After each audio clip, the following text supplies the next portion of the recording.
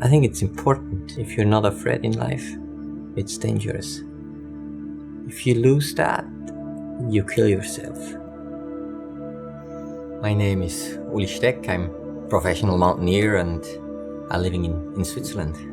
I started climbing when I was really young. I started with 12 years, and of course Switzerland, the mountains are just around the corner, so I just grew up basically with climbing.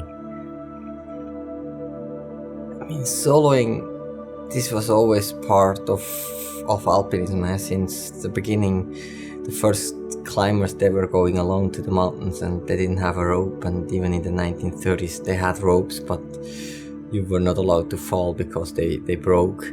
So I think soloing is part of the history of climbing, and it's just the simplest way to conquer a mountain. It's the most honest way to climb something, because you don't have anything that helps you to climb it. You need to have the right tactique. So weight is a huge issue. 1 kilo is a lot, even here, and up on 8,000 meters, 1 kilo is even more, because we have just 30% of oxygen on 8,000 meters, so 1 kilo has a huge impact. So you really have to go light as possible, and just don't bring any equipment. This is the other thing. I'm able to climb really technical terrain, just climbing up and down without using a rope or using any technical equipment.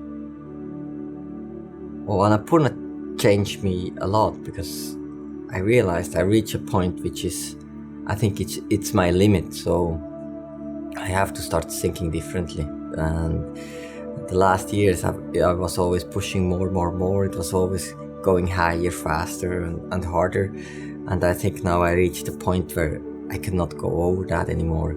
So I have to change my ideas a little bit, and of course this changed my whole personality.